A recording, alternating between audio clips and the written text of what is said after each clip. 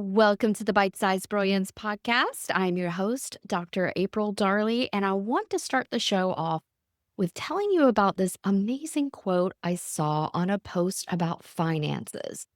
So here was the blurb or quote.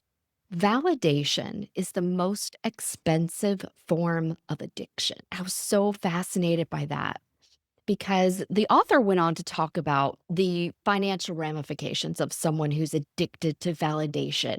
They might overspend on designer clothes and luxury bags or trying to keep up with the Joneses in order to feel like they belong.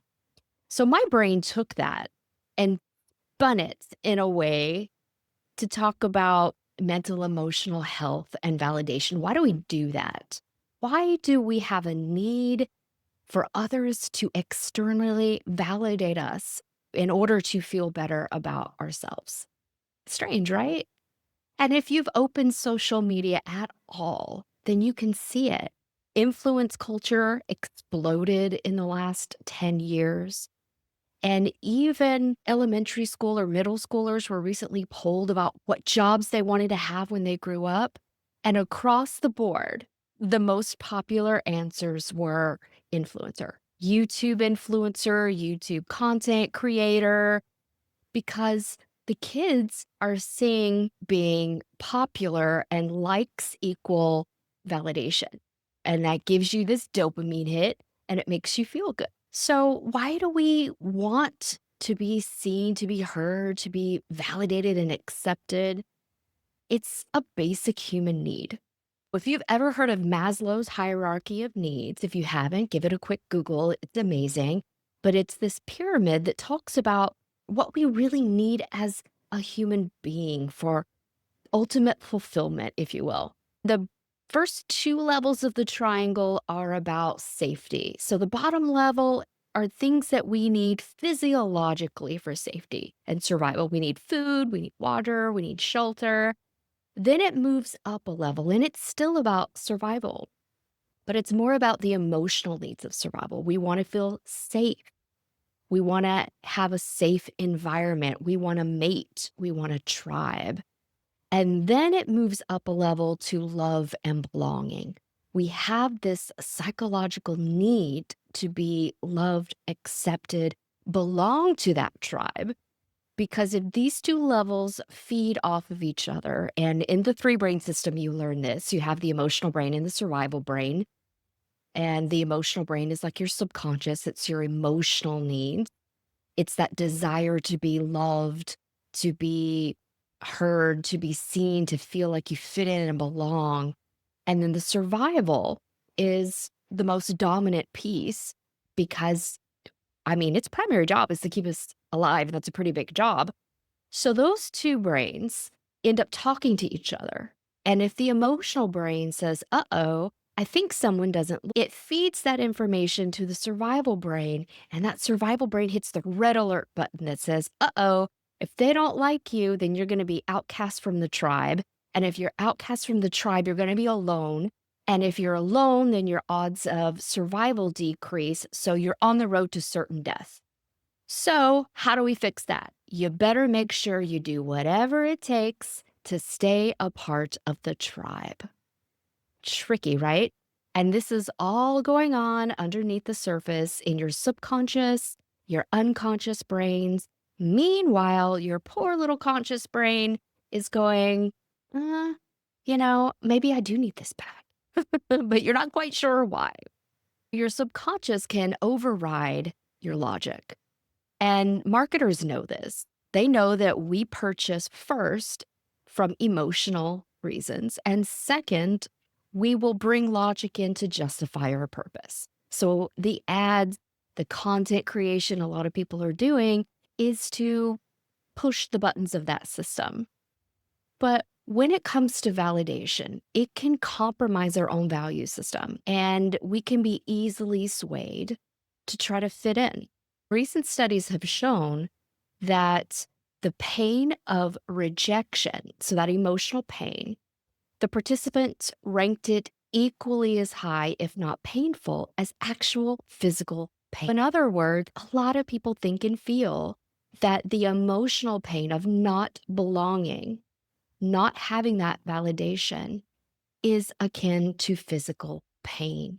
And this is why things like heartbreak or not fitting in, or if you're little, the kids at school didn't want to play with you, it hurts so bad. And when we think about in a neuroscience way, what we need to be happy, it's this chemical cocktail. We have neurotransmitters, hormones, things like dopamine, serotonin, oxytocin, our bonding chemicals, and endorphins that make us happy. And this little chemical cocktail, depending on our actions and our thoughts, we get little doses of that chemical cocktail. And the thought of not fitting in, you don't get your happy mix. So we want to try to get that dopamine, that serotonin, that oxytocin, that bonding type stuff in order to feel happy. And your brain is hardwired to take you away from pain and toward pleasure. But remember, we're taking the conscious brain out of it. So when you think you have a strategic plan to buy that bag and then everyone will love you, I mean, it sounds maybe kind of sort of logical, but really you're trying to get that happy cocktail, that happy chemical cocktail mix. But what ends up happening in the long run is that in order to fit in, or what you think you need to do to fit in, you can be easily swayed by others.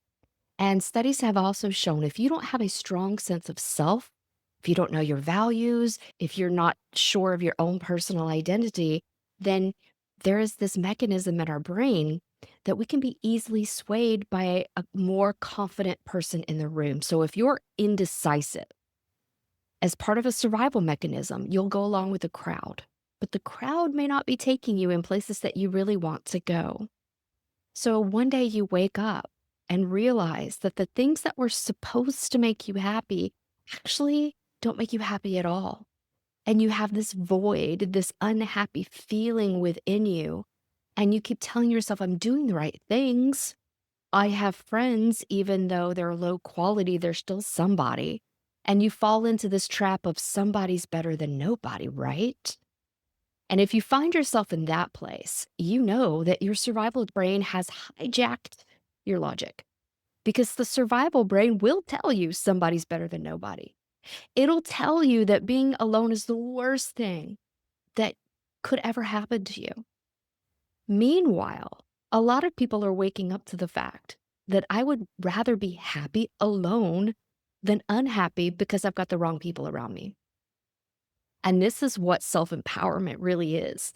It's about accepting yourself, being really confident and really sure about your identity, about your values, about your own trajectory in life, and the ability to override the subconscious mechanism that says, if you lose this tribe, there are no other tribes available to you, because that, my friends, is a great big fat lie.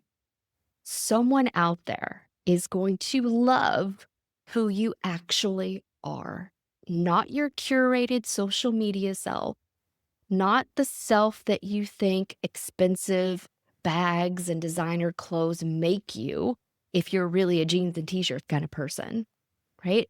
So really, the more you tune into your own authenticity, that's where your magic is. But you have to believe that. And you also have to believe that there are people out there for you, because if you don't, you're going to be stuck in that swirl of rejection equals pain, and you're going to do anything possible to avoid that pain. But then down the line, you create a different kind of pain and you're still unhappy. You are the only one that is in charge of you. You get to make all the rules about what you're looking for in life. But I just want to make you aware that validation is a very expensive form of addiction. And it might be leading you astray from where you want to be. It might be causing you to charge up things, get into debt. It might be asking you to compromise your own value system, to hang out with friends or partners that are super toxic for you and you know it, that every day it just dims your light. But one day, I know that you're going to wake up and you're going to go, this is not for me. I'm ready to be me and find me. And when you find yourself in that place, but you need a little bit of support, then this is where I can jump in to help. Through my program, the Bespoke Brain System, we help you get into the pieces of who you really are, who you want to be, and where you'd like to go. Meanwhile, we get rid of the resistance, sabotages, and internal conflicts that are keeping you from that path. And we do that in the course of a 12-week program. So if you'd like to learn more about that or book a complimentary phone consultation, head over to aprildarley.com. And there's another resource you might be interested in if you are trying to figure out what your actual values are. It may sound strange, but a lot of people know their company's values, but they don't really take the time to slow down and figure out what their own are. But your values are your compass, my friend. They help you make these aligned decisions. They help the world make sense so that you don't let shiny object syndrome get you off path.